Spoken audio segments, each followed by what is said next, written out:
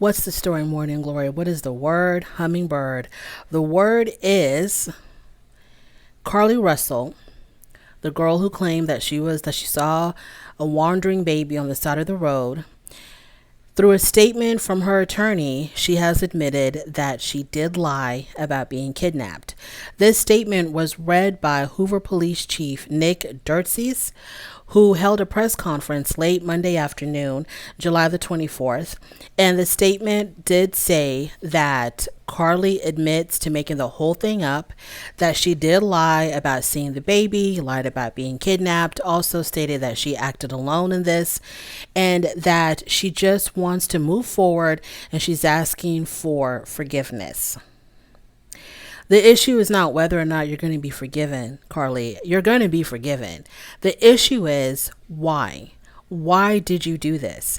You're going to have to sit on somebody's talk show, be in front of somebody's camera at some point soon and give us an explanation as to why you made up this elaborate, detailed lie about being kidnapped and making a mockery of people who actually are abducted and who can never see their family again.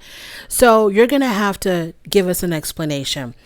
There's no problem forgiving Carlee for what she did because we have forgiven people for a whole lot worse than this. There is no problem with forgiving Carlee. She wants to move forward, and Lord knows we do too, because we're sick and tired of seeing your name in the headlines. But you're going to have to give us an explanation. So she's already hired an attorney. I don't know if she's going to talk to the police.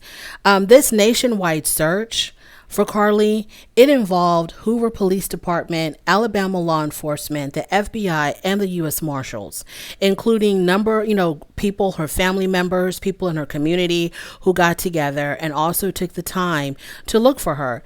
And I really want to say, Carlee, you cannot hide behind your attorney and have your attorney release a statement that your attorney didn't even read. You for sure didn't read, but it was read by the police department.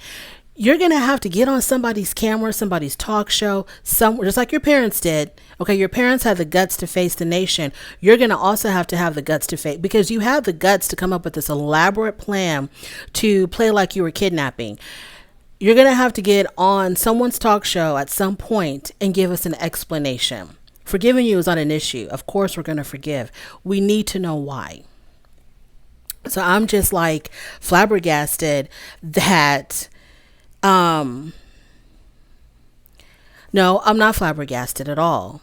Because the pressure was too much.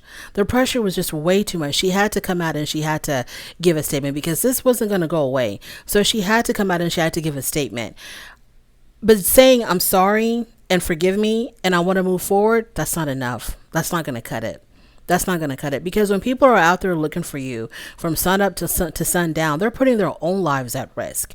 They're taking time away from their own families to come look for you, so maybe you've explained it to your family and they understand and they're ready to move on, but you're going to have to explain it to the people as well. And some people feel like, she doesn't have to explain anything. It's none of our business, so on and so forth. But we didn't seek her out. Okay, we didn't seek her out. To get this, because of the internet, the world is very, very small. Because of the internet, people feel so connected to one another, right? Because you can talk to somebody in Bangladesh and it's not a big deal. We feel so connected as a community, as a nation, as the world. So when we all get together to pray for someone, to hope for someone's safe return, we might as well be living in your own community. We might as well be living in your own neighborhood, worried about our neighbor or, the girl next door or whatever. It's like that now because of the internet.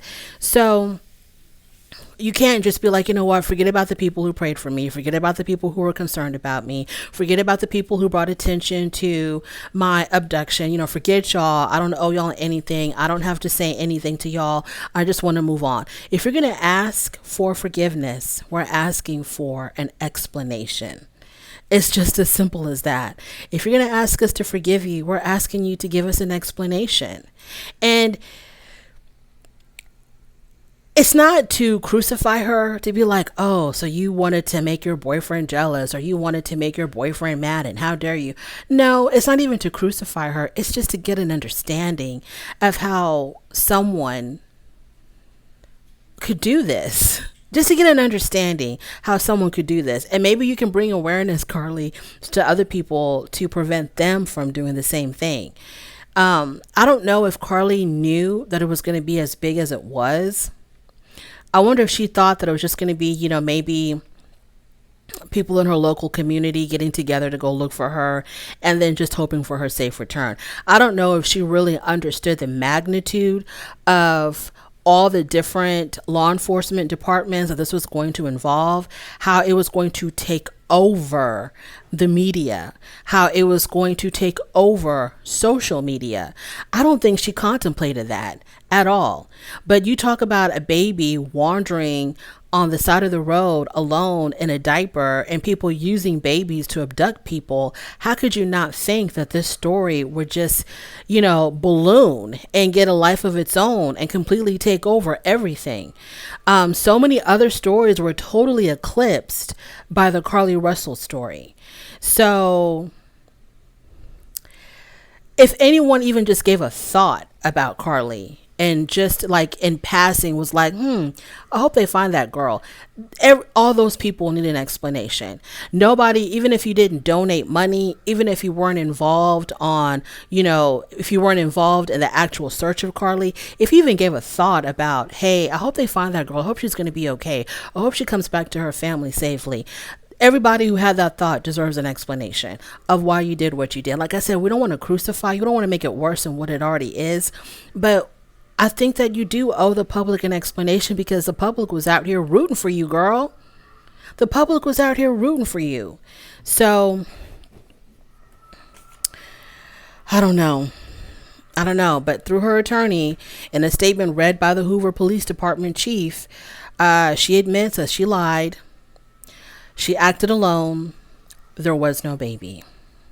Thank you so much for joining me. I really do appreciate it. On your way out, please don't forget to rate the video. If you like this content, go ahead and subscribe to my channel, and I'll definitely talk to you later. Bye.